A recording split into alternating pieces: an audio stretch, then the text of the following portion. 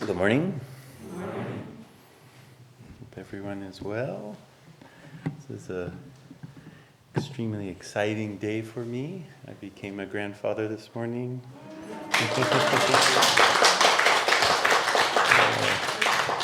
It was long labor, but Anzu, our oldest daughter, had her first child.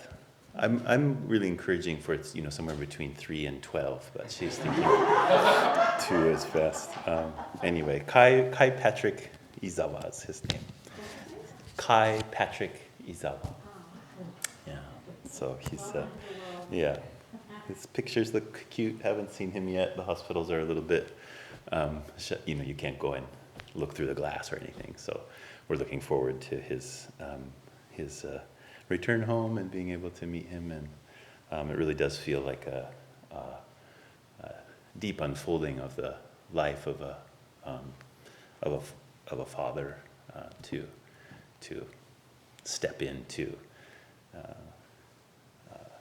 another world. Really, when another life comes into the world, there is another world that's born, and it's not the same world as it was before, and so I'm of course excited, looking forward to all of that. I keep telling the folks around the temple, if I'm sort of disappearing, don't be surprised. They just live pretty close here, so if I'm just nowhere, probably that's where I am. We'll see how it goes. So this morning I'd like to speak a little bit about turning towards practice, is what I wrote in the bulletin. And in a practical sense, I want to talk a little bit about what regular practice through a community temple like Buddha Eye Temple looks like. What kind of things are available, and what kind of modes of practice do we engage in, and to open up a door there for you to think a little bit about how you may want to be involved with things at the temple as we turn back towards a more regular schedule of practice. It's been our custom for many years, really since our founding, that in the summertime we take some time off, we lessen the amount of programming that's happening, and then we usually somewhere in August things start to kind of crumble apart a little bit, which is really appropriate. And then we come into September, and as the cool wind starts to come in, that's kind of freshness of the autumn, which I'm sure you've been feeling in the air the past couple weeks. Then we start turning back towards the regular practice schedule, which runs through mid-September and then into the summer of next year, with some breaks. But basically speaking, we have a pretty full schedule of programming, to the extent that I think it can be a little intimidating. I sent out a letter on Wednesday before we sent out the autumn schedule, and the reason I wanted to do that was, Jacqueline had been working very hard to get all of that put together so that people could see it, and then we look at it and it's like, what's that word, the endless scroll? With the, it's just like it just keeps going and going and going. I was like, oh man, Jacqueline, if I got that in the mail, I would just be like, and I would put it aside and probably not look through all of it. He did a beautiful job laying it out, but just the quantity of things that are there can be intimidating. And so over the next few weeks, as mid-September is when all that programming will start, I'd just like to offer this morning some reflections about how to think about those kinds of offerings in the way that they may be helpful to you or may not be helpful to you. That it's very easy for us to slip into a mindset that's like, oh, I should do everything. And then that would be, I was a really spiritual person because I'm doing everything. And sometimes that's true. It's really, there's a place in their life, both you have the time for it and you have a certain kind of inspiration, and you jump in and you just do as much as you possibly can, even to the extent of wearing yourself out. That's really good. But that's not the best way. That is one way, and when it coincides with the right timing, it's really wonderful. But if we just force ourselves into that because we think we're supposed to, then we make some mistakes. Kyogen Carlson Roshi, the co-abbot and co-founders of Dharma Rain Zen Center in Portland, he always had these images for things that sometimes were just really, struck me as kind of funny, but they really would hit the mark. And one of the things that he I'd also hear him talking about, is the way in which practice is both deep and it's broad. And that the image that he would use is it's like digging a hole in dry sand. If you've ever been to the beach and you don't dig the hole down by the water, but you dig it way up in the driftwood somewhere where the water's really, really far, and the more you dig deep, the more the hole gets broad. The sand will slide down the side and go to the bottom. And so you really, for there to be depth, there has to be breadth. The two are in a balance with each other. And when we think about practice and we think about turning towards practice deliberately, this is really important for us to remember that the heart of awakening is both deep and it's broad. That in a way, we could say that it's bottomless. The inquiry that we engage in through practice really has no internal stopping place. We don't find the truth and then stop there. There's a continual and thorough intimacy with our own being, which really has no stopping place. You wouldn't want there to be a stopping place. That's what we call deep. But also the world is boundless, and our heart of awakening is boundless. There's no edge to it. There's just encounter after encounter after encounter. It doesn't mean there's nothing. It doesn't mean there's, everything's unimportant. Sometimes people think that's what boundlessness is. Just skip over the thing that's in front of me and keep going, keep going, keep going. What I'm saying here is that everything that we encounter doesn't have a hard edge, and it's not contained by anything. We don't come to the edge and say, okay, this is what I'm going to take care of, and then stop, say I've done it, right? But there's a constant inquiry. Well, what am I meeting now? What am I meeting now? What am I meeting now? In a way, depth is very singular. It's about learning the pivot point, in which the whole universe pivots, the fulcrum of all things. And breadth is about multiplicity. I wrote in my notes, multiplicitous. I don't know if that's a word or not. But if deep is singular, broad is multiplicitous.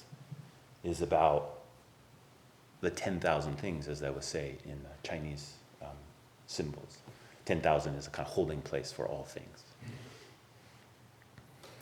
And so when we're thinking about this heart of awakening, we're thinking about investigating it, we're thinking about trying to become more intimate with it, we should think about both the depth and the breadth. And as it turns out, in this tradition in particular, those sides are always coming together. Sometimes one side is emphasized, and then you find the other side through practicing it.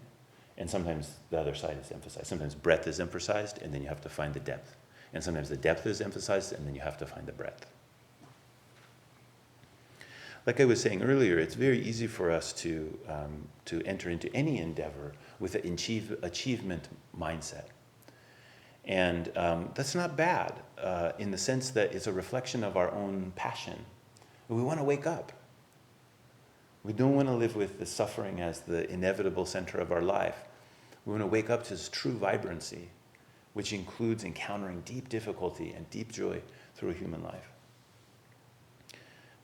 So that's good. We have that passion, and then we say, "Oh, I want to achieve. I want to make that happen." But I'd like to invite you to another word, rather than achieve, to think of practice as discovery. It's not that I'm going to make it happen. It's that I'm going to discover the path, or I'm going to participate in the uncovering of the way.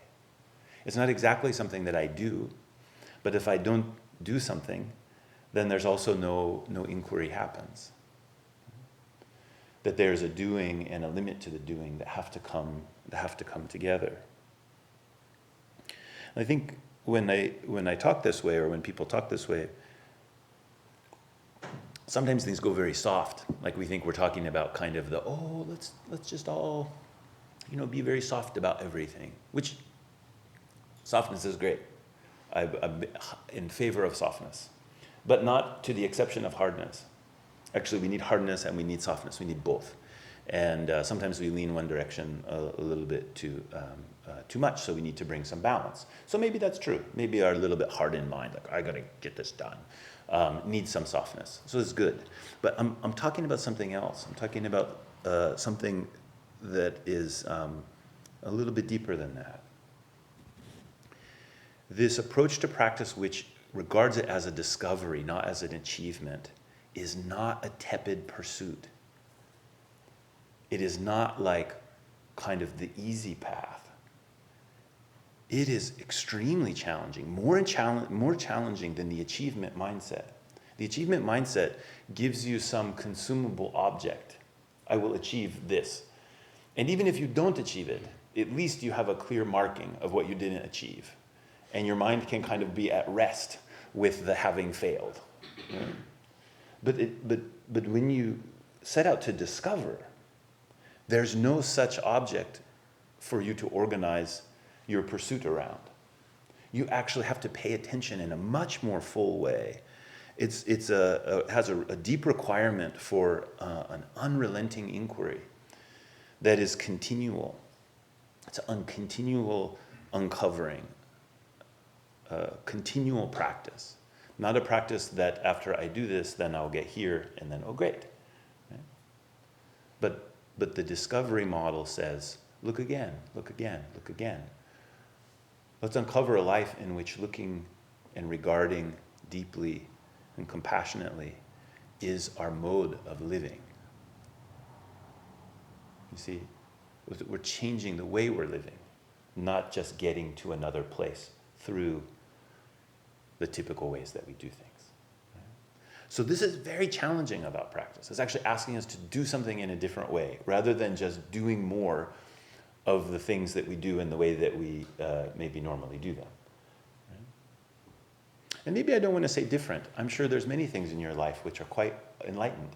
I don't mean to say that the normal way you do things is wrong necessarily, but there's a very ignorant way that we do things. We just kind of, rough handle the world. But you think about those times where you enter into a different encounter.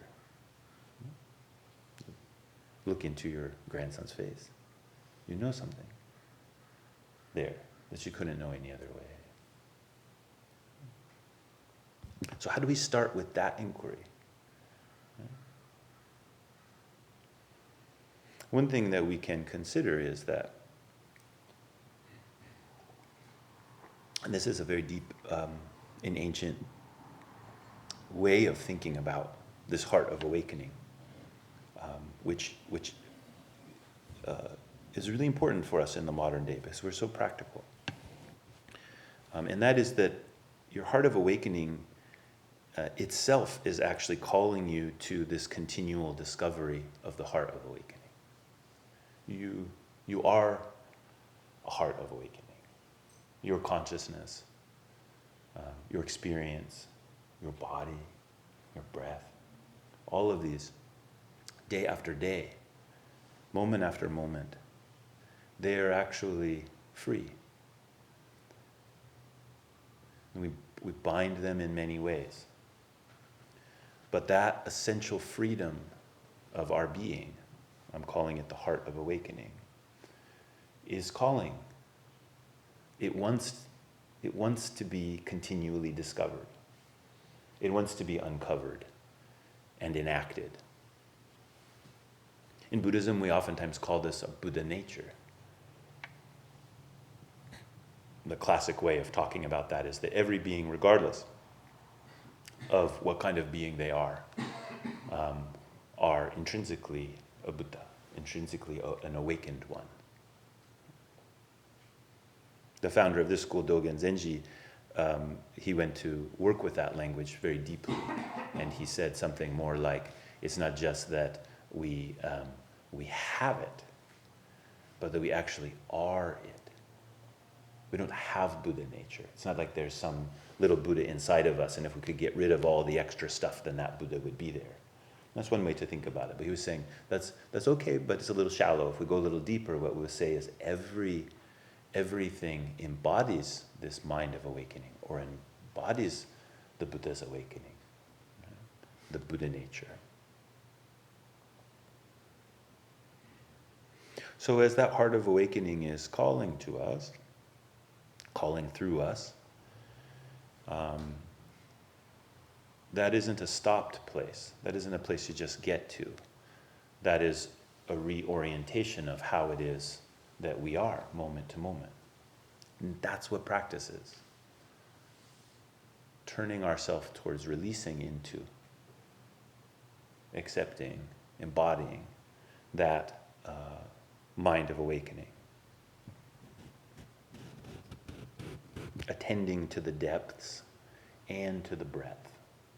Attending to what is very singular, and attending to what shows up is all the different things of a human life.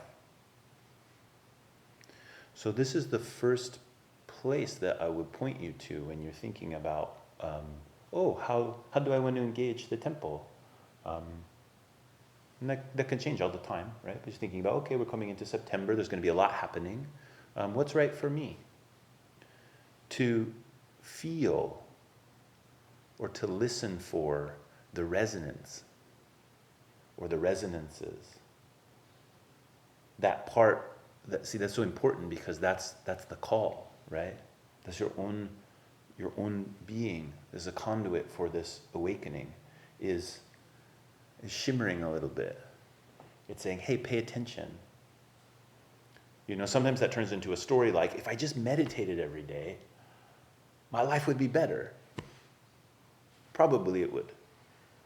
It probably would go through, actually, to be totally frank, it will go through some period of feeling good, and then things will get bad, usually. And then you start working with the bad, and you go, why was I ignoring the bad? And then you realize that it's not worse than it was. You're just realizing the things that were controlling you that you didn't realize were controlling you before, because now you're paying attention a little bit more. And then you start working with those things, and things tend to get better. And there's kind of waves that go through like that. So that story isn't bad, like you have inspiration. I sit every day. My life would be, I really wanted to do this for a long time. And so I want to put myself in and do that. Great. But don't make the mistake of externalizing it. Right? Don't make the mistake of saying, that's what it is. My achievement is to do that. Feel for the resonance. Why do you trust meditation? Do you? And if you do, and you hear that call, you hear the resonance, it doesn't mean you need to believe it is the miracle cure for all things, right? I don't mean that. But just feeling the resonance that says, I trust this. I trust that this is opening a Dharma gate, would be the term we often use. There's a Dharma gate here which I can enter. We chant that, right? We say, Dharma gates are boundless, I vow to enter them. Or Dharma gates are numberless. I forget which way we say here. I vow to enter them. So we're feeling for that Dharma gate. That resonance is leading us there, right? And then enter into the practice from that place, so that you're in a mode of discovery. You say, what's underneath that? What is that resonance? Why do I care about it? Let me pay attention to it. What emerges? How is my experience? What is a quality there? That's a fundamental skill for following the spiritual path. To be able to walk into the dark like you don't know what it is, actually, right? See, achievements, like I know what it is. I'm going to sit 30 minutes a day, except on Saturday. I got the timer. I'm going to nail that down. If you guys want to hear something really hilarious, go to YouTube, and there's a really hilarious video. It's called the, now I can't remember it. The Chillin' Buddhist, or no, something like that. If you put like funny Buddhist song in, and it's this rap he's made, and he's like, he's making fun of us. Us meaning kind of like Western modern Buddhist people who meditate. It's super hilarious. And there's this one line where he says, 30-minute meditation, I nailed it in 10. It's great. It's just like, yeah. But oftentimes that's what we're doing in our head, right? You know, we're like, it's a 30-minute meditation, but we don't want to actually meditate for 30 minutes. We want to nail it as quickly as possible. You know, that's our efficiency mentality. So it's like, 10, yeah, I did 10. So it's such a waste. You know, feel for the resonance and then follow. And if you're following that resonance, it's not always easy. It's a journey, which can take you to difficult places, but it's so worth it. So worth it. There are really true vistas of the vision of the Buddha that are yours. That's also your vision. You can also see in that way that the Buddha sees.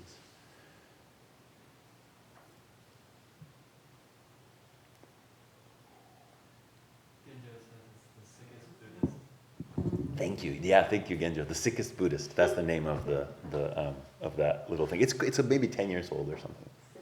The sickest Buddhist. It's super funny. So, practice at a community temple. I just want to highlight something about that because this is also a place where having some cognitive sense of what it is that we're doing, some kind of a map, can be helpful. We have many images of what it is to practice Buddhism, and some of those come from the deep tradition of monasticism, which is Buddhism is really the other deeply monastic tradition, large monastic tradition, the other being Christianity. Other religious traditions have kinds of monasticism, and they have mysticism, and they have all kinds of practices, but Buddhism and Christianity particularly have been very, very defined by monasticism. And there's so many wonderful things that come from that. One of the dark sides is as we pick up those kind of images very unconsciously, and then we look at our life or we look at our practice, it's very easy to think like, I'm not really doing Buddhist practice because it doesn't look like that. I didn't give up all my possessions and then go, live in a stone hut somewhere. My teacher comes once a day and teaches me, and all they do is meditate. Great, I would love to do that. Well, I have a fantasy that I would love to do that. I don't know that I actually would. I haven't done it. But that really gets in the way because we think, if my life just wasn't like this, if I didn't have these responsibilities or I didn't have these things, then I could really practice Buddhism. And that's one of the reasons for community temple. It lays somewhere in between. A monastery is wonderful, and you don't necessarily have to be a monk to spend time in a monastery. I would encourage any of you that feel inspired to do that, to spend some time in a Buddhist monastery, that kind of training environment. But here at a community temple, what we're trying to do is to have a way of practicing in which the breadth of your life, the breadth of the assembly's life, is the life of the temple. Right? We're not kind of cloistering ourselves, but we are in this dynamic exchange of each other's lives, which are varied, very, very different. All kinds of things. I mean, looking through the assembly and knowing, because I meet with many of you privately, I have this place of knowing what many of you do in your life, and just looking through and just thinking, wow, what an amazing swath. In the sutras, when they describe these assemblies of millions and millions of different beings, it's actually here. Just looking around, you are millions of beings just yourself in any given day, any given year, and all of the places you are and the things that you're doing, and the way you're a demon and the way you're an angel. They're all there. So that's what we're trying to care for at a community temple, and to care for both the depth and the breadth together as we encounter in that way. Particularly when we talk about the depth, that starts feeling usually when the front side is the depth, like the practice is more singular. It's about what am I doing and how am I learning more deeply about this well inside of me that seems to have no bottom, but draws up this very important, nourishing, quenching water. What is that? That seems like a solitary pursuit, but in fact, as we engage that together, inquiry through zazen is something we do together. We sit. Now, you might sit on your own. Most of the sitting you're doing may be on your own, but you're doing it in relationship with a temple. Right? You come here and we sit together. Right? It's very strange. Many Buddhist traditions don't do that. You sit by yourself. You get together, you hear a Dharma talk, or maybe you do puja, you maybe chant some sutras or something like that. It happens together. But all the meditation happens separate. In fact, some Buddhist traditions thinks it's dangerous to meditate with other people because you absorb all their weirdness. Right? I mean, there's a more technical way to talk about it, but that's my interpretation. But in this tradition, no, we actually throw ourselves in. The Mahayana, or the great vehicle approach to that meditation, it's completely a depth pursuit. It is a singular activity, and the singularity of it is what calls the community together, to sit together, to sit as one, to individually sitting as one, and collectively sitting as one. Again, on this side of the depth, the place where we're inquiring more into the depth side, we have sesshin, which are meditation intensives, where we sit many, many periods a day. So there'll be several of those throughout the fall. The things that you can explore there about, the front door is your own sitting, but then the back door it opens up to everything. A meeting with a teacher or with a senior student to talk about practice, to try to navigate what's happening in my own experience. Really important. Creative practices. We don't have a lot of those scheduled in a formal way for this fall, but if you're a writer, you're a poet, or a painter, or a sculptor, or a person who likes to play in the mud, whatever it is, those things are also really important to investigating the depth. And if you stay with them, you'll find how you really need the breadth to be able to do them. They are a singular activity, but they're singular activity which includes the wholeness of the world. So in many different ways, the kinds of programming that we have here are to try to point in that direction. Sometimes these practices they can hold something which is a little intimidating, which is hierarchy. So if you come, for example, you can meet with me privately in what's called sanzen, and I have the abbot's hut, and we meet together, and in one way it's totally equal meeting. We just meet. But another way, you have to come meet me in a room I spend a lot of time in meditating, and talk with me about Buddhism and your life, about practice and your life.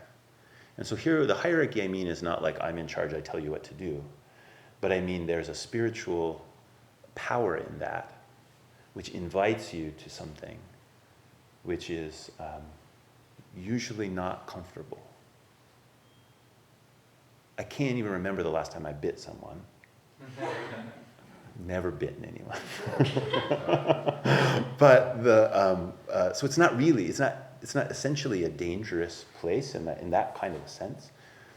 It's an intimate place where we can explore the Dharma, but that is challenging, right?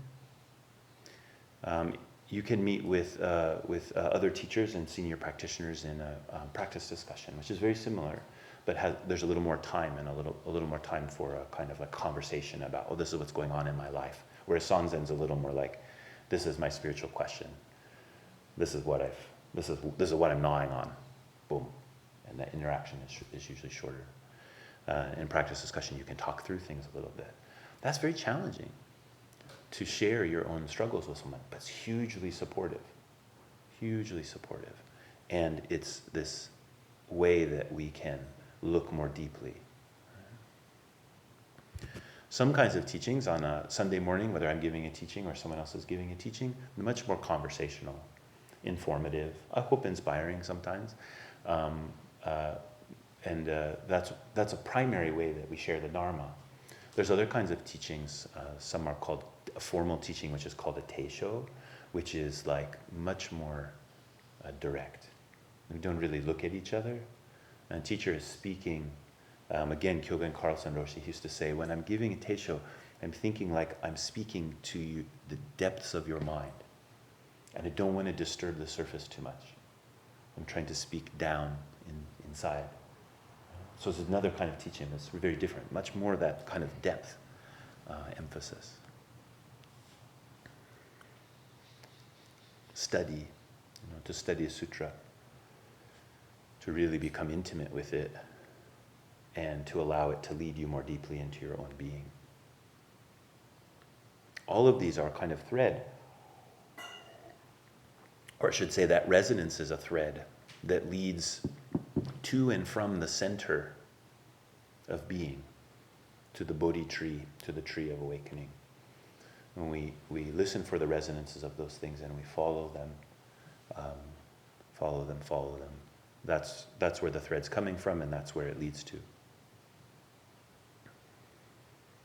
Yeah, so this is kind of the depth side. Although if we stay with it, we see that really it needs the breadth to function. If we think more about the breadth side of what practice looks like at a temple like this, it's inquiry through encountering others. First of all, that's other humans that you're in practice with. What's their experience like? What are they like? What's their life like? How is it when I meet them? The ways it's challenging, the ways it's encouraging, all of that. Yeah.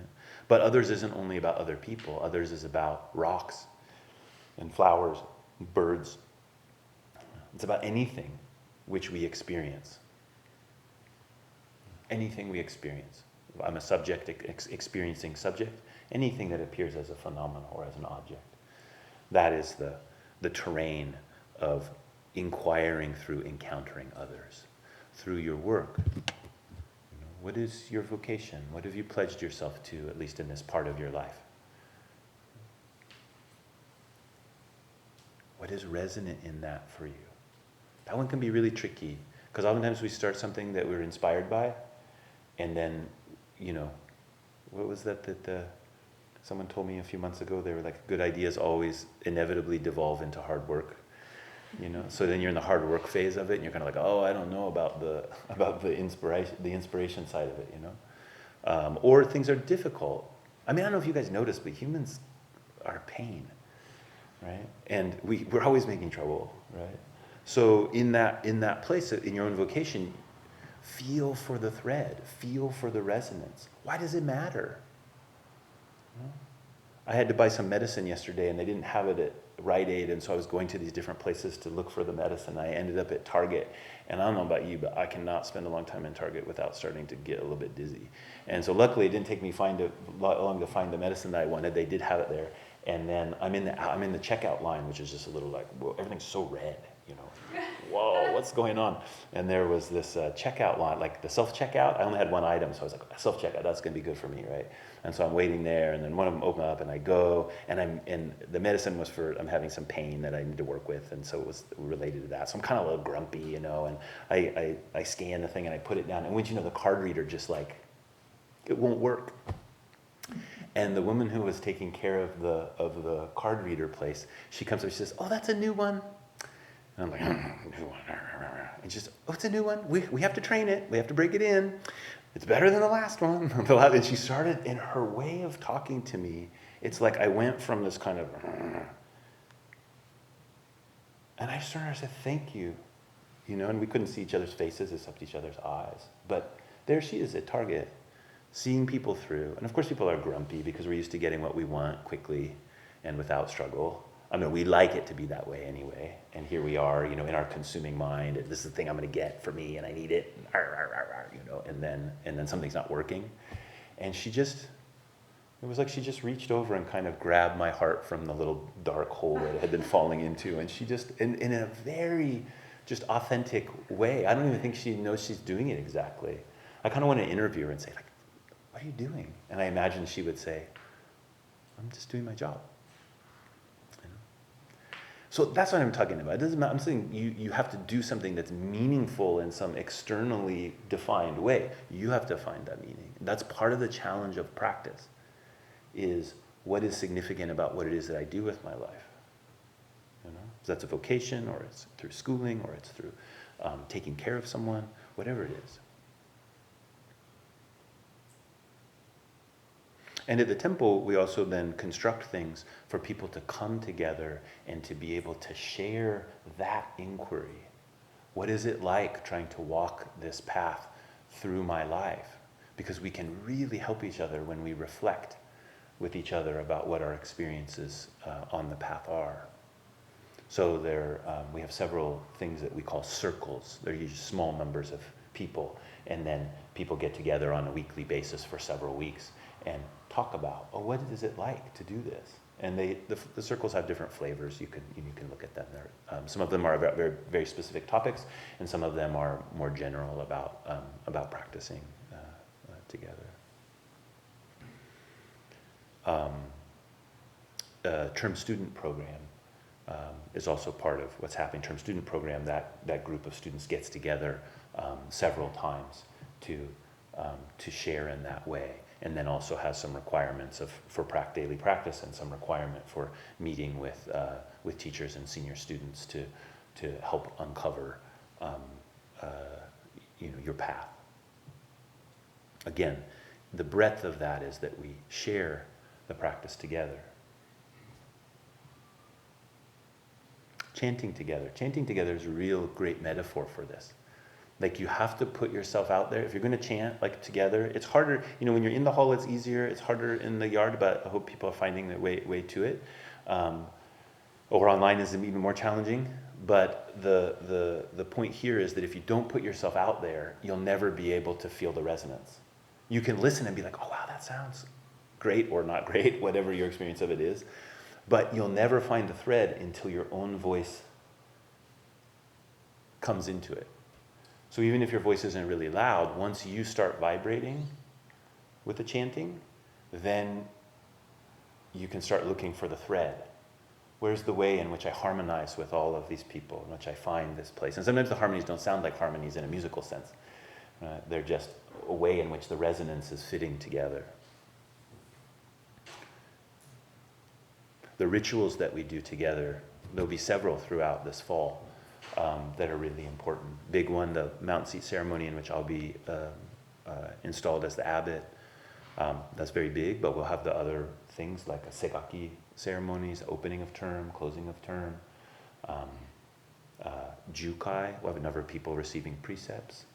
We have some ordinations happening, other things like that. This is another place where the breadth, the way that we meet each other through the temple practice is really important.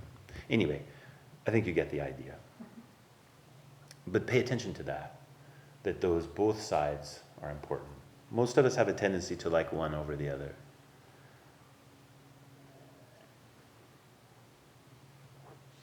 And one way depth is about wisdom. It's about developing clear seeing. And breadth is about compassion, which is about meeting people with an authentic and open heart. But to meet beings with authentic and open heart, you have to see clearly. And to see clearly, you have to be meeting other beings with that heart. You can't do one without the other. So that's the whole point here. And I would just close by reminding you of a quote from the Lotus Sutra. It's probably the most important line in the Lotus Sutra for Dogen Zenji. Only a Buddha and a Buddha together can fathom the true character of all things.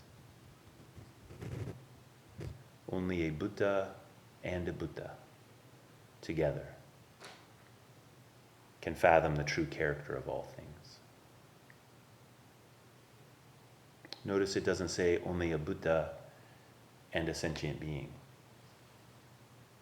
It doesn't say one who has totally awakened and one who has not yet awakened together. It says only a Buddha and a Buddha. The Buddha reflects the Buddha. That's how the Buddha teaches. The Buddha teaches through a reflection which only meets a Buddha. That Buddha is you, as each other.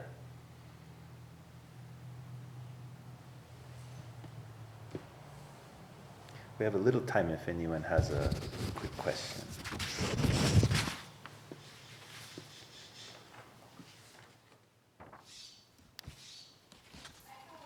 Hi.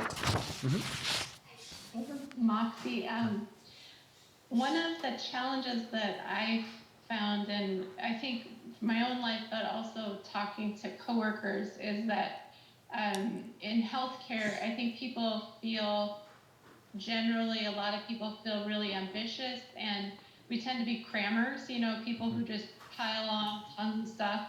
And then if we start struggling with our pile of stuff to do, then we pile on some meditation or yoga or whatever, and then it's even worse. And so I wondered what to do myself and how to encourage other people about how to maybe incorporate Buddhist practice with what we do all day, so that it doesn't feel like one more task to do, and then we don't get discouraged and feel like, oh, I'm not doing it right, or and there's a lot of opportunities for it, but I just wonder, is there maybe one or two tips to how to think about things throughout the day? Thanks. Yeah, great. I would start by saying that if we shift our idea about meditation and we loosen up on the idea that it has to be for a certain amount of time, or it has to be this, or it has to be that, and we say, okay, I'm going to embrace the resonance that I feel about meditation, about what it does in terms of it not being another thing that's just piled on top. Like, I find something centering through it, to really feel for that. And we can't say how long that will take to feel that.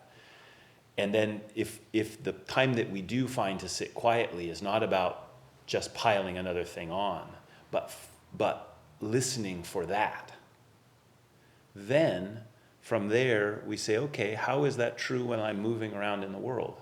How is that true when I'm walking in to meet with a patient? How is the reflection that I'm going to have in that encounter with a patient going to be reflective of that centeredness, which I can feel the resonance of in meditation? I can't own it. I can't beat myself into it. I can't train myself into it. I have to feel for it and let it embody me rather than me getting it. So I think that's a first place, is a little shift on the way we think about it. And I really mean, especially, like, I know that, you're a mom and you're raising a couple of beautiful and vigorous boys. And it can just be like, oh, okay, Ejo, great, but there's literally no time for that. Like, there's just no space. So then you have to get a little creative.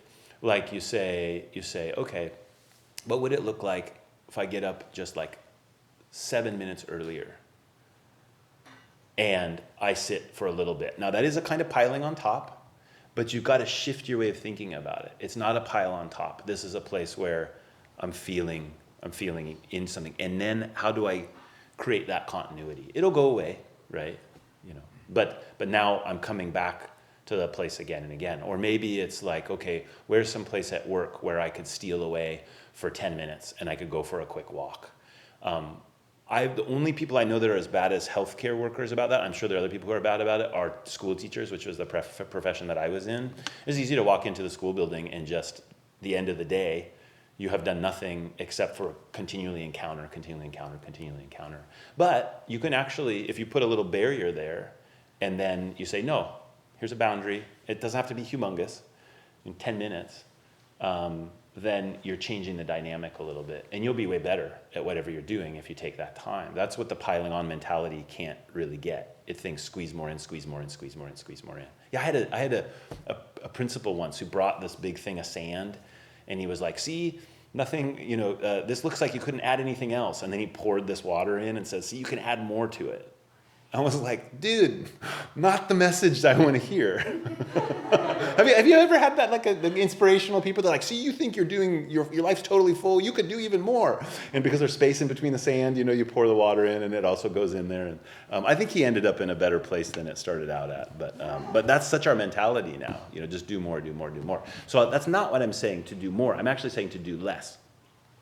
To say, I'm going to make a hole in my schedule rather than to add another thing to my schedule.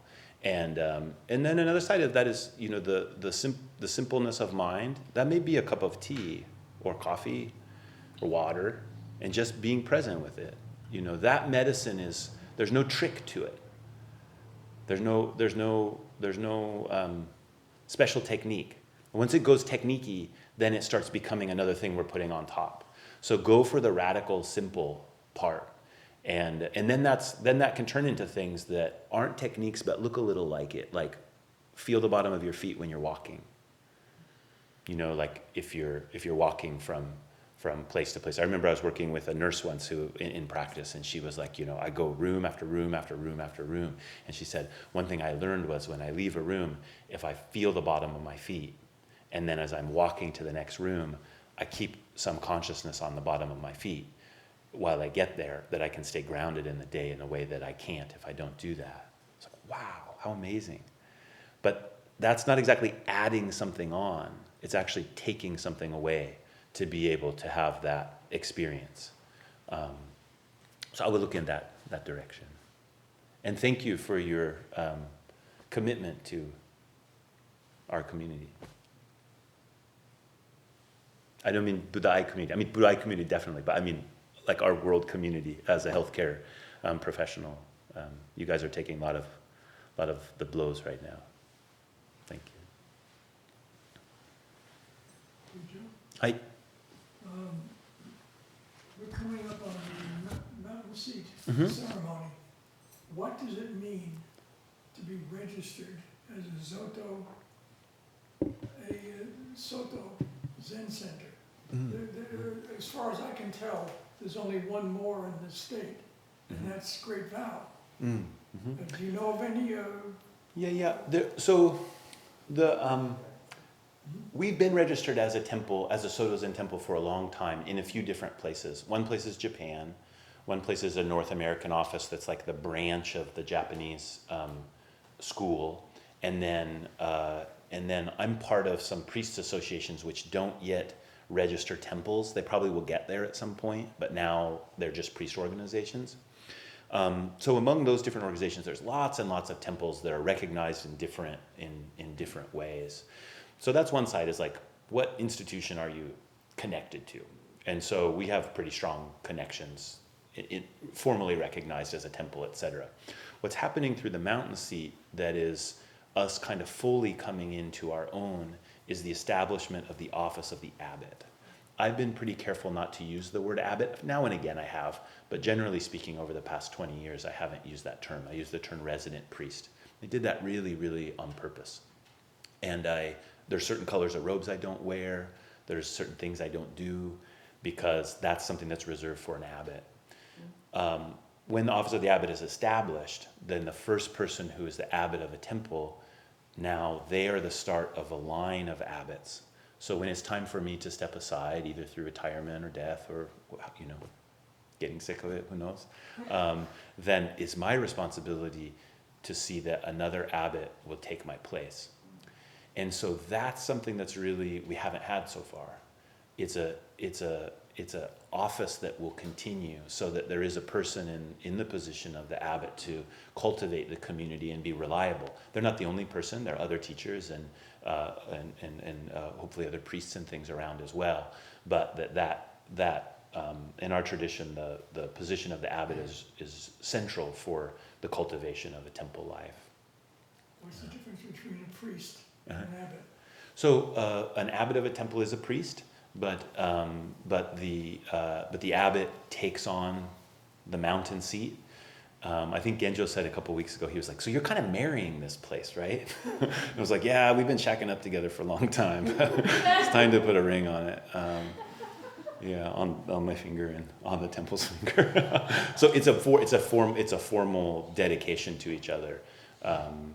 In a way that has been here, in the same way that people are in love and they build a life together and maybe never get married. But when you get married, there's something in the larger culture that is recognized and cared for in a certain way.